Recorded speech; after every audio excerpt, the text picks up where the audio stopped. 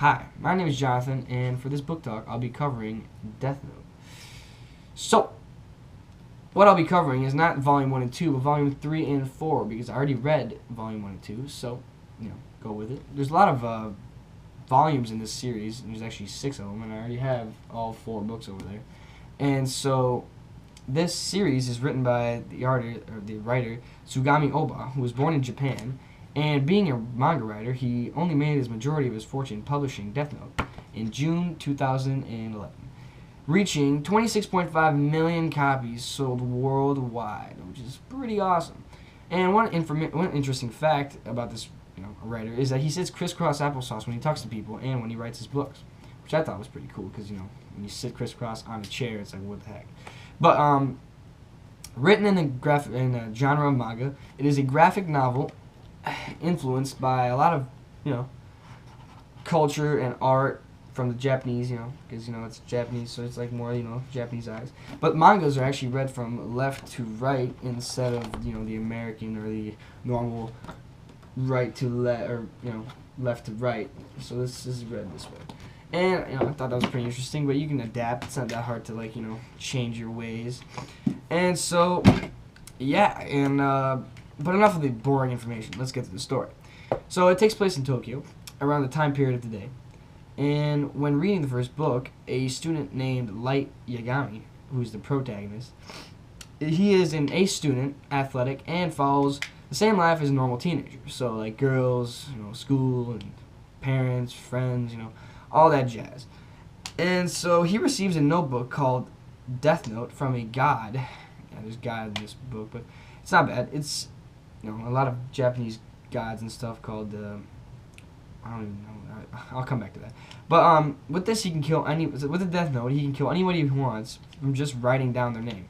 Light chooses to kill criminals to create a perfect utopia. Only problem is that the police start noticing what he's doing, and they want to find him because that's technically murder.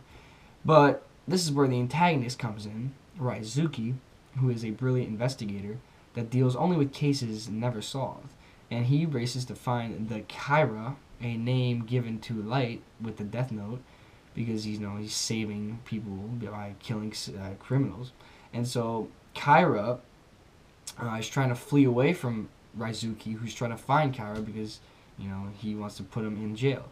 But what you'll later find out, spoiler alert, is that he tries to kill Raizuki because he just loses his mind. But anyways, that's not the point. Anyways, another special character is Misa, who is Light's girlfriend, and Misa emerges to be the second Kyra. And both Light and her date, so it's not obvious to the public that they're both Kyras. And both have in mind, which is actually pretty cool, they both have in mind to get rid of criminals to make a perfect utopia. So this is what helps them in their challenges that they face. And so this is where my quote comes in. Light says this to the public through a news broadcast given by an anonymous name. And he says, "I can do it. I can change the world and make it a place inhabited only by good, kind-hearted people." And so I really like this quote because it really summarizes what Light and Misa want to do. And in my mind, if I was in his position, I would do the same. Him being a teenager in high school, I can connect very well to this action because he does things that I would see myself do. Having to go through girls, school, family, friends, it's like the same thing I go through every day. And it's actually the main reason I recommend this book. I mean, any teenager can pick it up and relate really well because of all the same things that they'll go through. But I kept reading because the challenges he's faced and how similar he reacted to those challenges, which is pretty cool in my mind. But this is why this key component gives my opinion a whopping 9 out of 10 for this book. Because it's just so well represented in the teenager's mind, which is actually pretty cool. And so I just can't wait to read the third book, which is sitting over there. And great deal of criticism, or literary criticism, I see through the series is how Light changes as a teenager.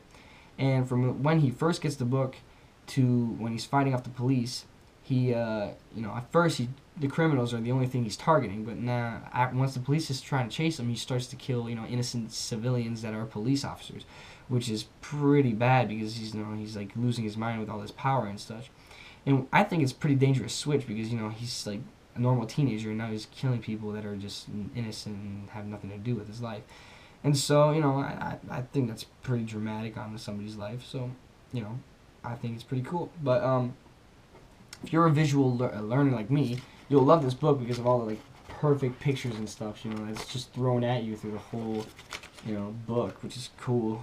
I think I learn way like 10 times better when I read a book like that than when I'm just reading pages. So, I enjoyed it a lot.